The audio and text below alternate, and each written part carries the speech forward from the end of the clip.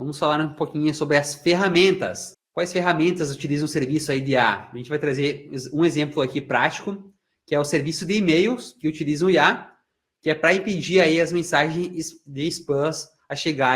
E também, muito importante, é a parte de segurança, né? Que são recursos que podem impedir vítimas de esquemas fraudulentos, máquinas que estão em processo de aprendizagem. Então, as máquinas de processo de aprendizagem, elas estão entendendo que esses e-mails são fraudulentos, são algo que é maléfico e acabam que vão conseguir bloquear aí esses envios, enviando para as caixas de spams. Vamos falar também um pouquinho hoje sobre o Machine Learning. O Machine Learning, ele é conhecido como aprendizado de máquina e ele é uma área da ciência da computação que permite automatizar resposta ao usuário a partir de IA e também da Big Data. Seguindo aqui no Machine Learning. Então, as propagandas em redes sociais, ele faz com que a personalização de propagandas de acordo com as pesquisas do usuário. Ou seja, você vai lá no Netshoes e pesquisa um tênis da Nike, por exemplo.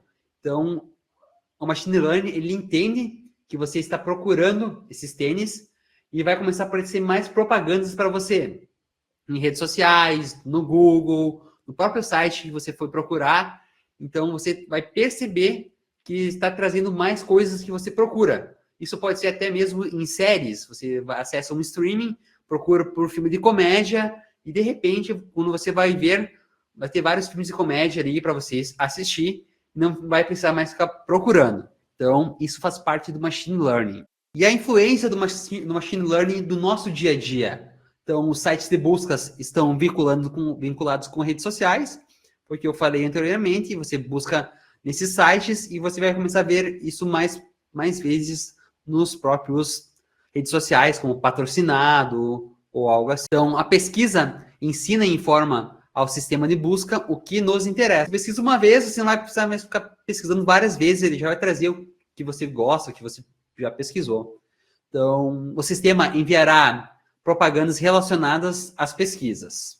Na parte do GPS, então, após ele seguir uma rota, os dados eles são guardados automaticamente e na segunda vez as rotas serão melhores mais rápido. Ou seja, ele vai aprendendo sobre essas novas rotas e vai trazendo rotas mais rápidas para você chegar no seu objetivo, aí com mais segurança e de melhor forma. Seguindo sobre o nosso Machine Learning, né, que é o aprendizado de máquina. Então, é uma forma de análise de dados que orienta os computadores a aprenderem sozinhos. Isso aprimorando o desempenho diante de problemas específicos. Vamos falar sobre algumas ferramentas que são populares no mercado, que é o RapidMiner, que ele é análise preditiva aí com a interface intuitiva, o KNIME, que são a parte de fluxos de trabalhos flexíveis para mineração de dados, o Orange, que é mineração de dados visual com foco na educação,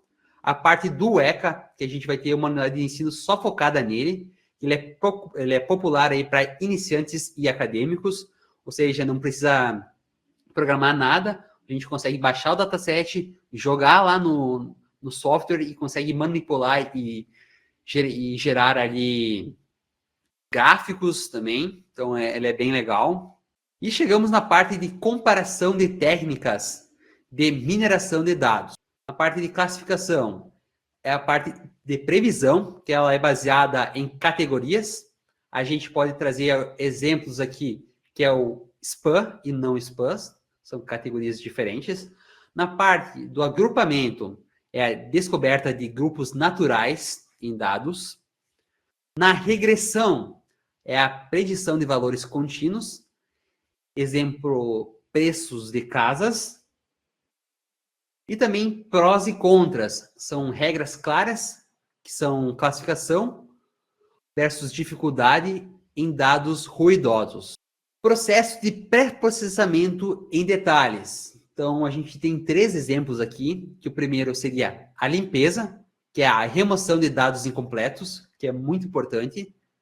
Na parte de pré-processar, então, a gente tem esses três itens, a gente vai iniciar pela limpeza, que é a remoção de dados incompletos. Depois disso, a gente vai para a transformação, que é a normalização ou conversão desses dados. Então, a gente limpa transforma, e depois disso a gente vai para a integração, que é a combinação de múltiplas fontes. E qual que é a importância disso? Dados limpos, eles levam a resultados confiáveis. Se a gente não tem dados limpos, a gente vai misturar com dados que é lixo ou dados em brancos, a gente não vai ter um resultado confiável e ninguém vai querer saber, né, desses resultados aí analisados. E a visualização de dados em mineração. Por que isso é importante?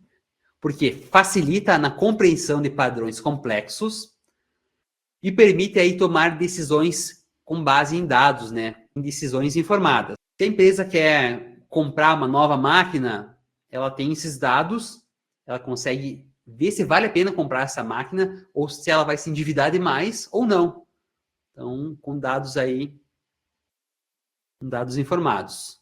E quais ferramentas aí são comuns para isso? O Tableau, o Power BI e utilizando gráficos aí com Python e R.